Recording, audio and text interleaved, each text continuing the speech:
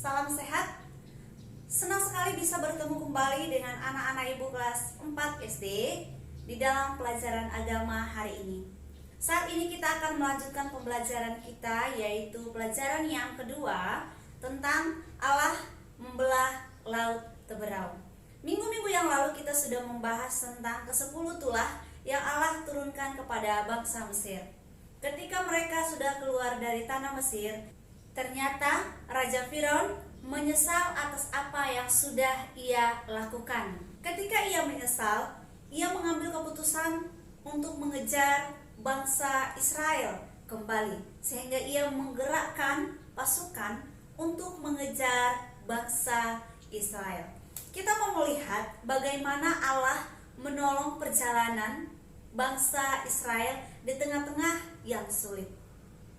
Ketika mereka sedang berkemah di Pi-hahirot, ternyata bangsa Mesir sudah mendekat kepada mereka. Ketika bangsa Mesir mendekat, apa yang dialami oleh bangsa Israel? Mereka sangat ketakutan. Tetapi Nabi Musa datang untuk menenangkan mereka.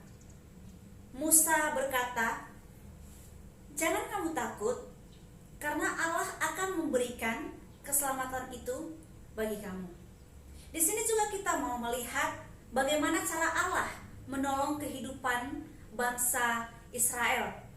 Ketika mereka berjalan dan akan melintasi sebuah laut yang disebut dengan Laut Teberau, maka Allah memerintahkan Musa untuk membelah laut itu dengan tongkatnya.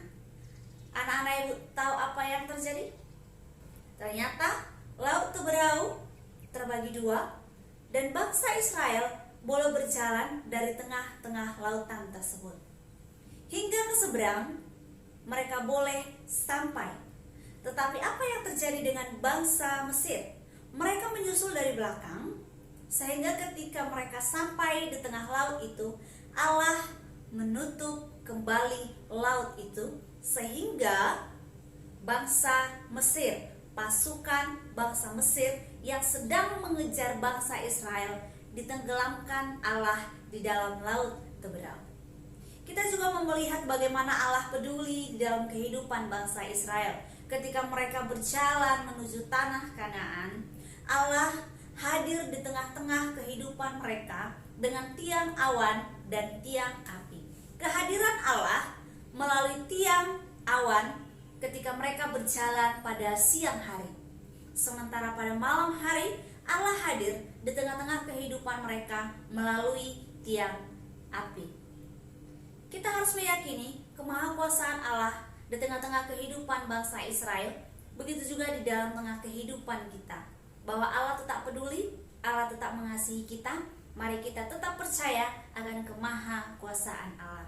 Kita juga mau belajar dari kisah ini. Ternyata Raja Firaun bukan hanya ingin memanfaatkan bangsa Israel sebagai budak, tetapi Allah bekerja di dalam kehidupan Raja Firaun. Allah mengeraskan hati Raja Firaun. Kenapa Allah mengeraskan hati Raja Firaun?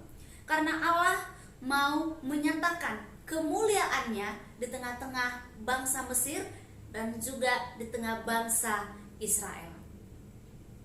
Untuk itu anak-anak ibu, hari ini anak-anak ibu boleh mengerjakan aktivitas halaman 15. Di sini ada sebanyak 4 soal. Anak-anak ibu boleh kerjakan, tetapi terlebih dahulu dibaca dari Keluaran 14 ayat 1 sampai 14. Ibu akan tunggu pekerjaan kamu dan tetap semangat di rumah. Stay at home. Salam sehat.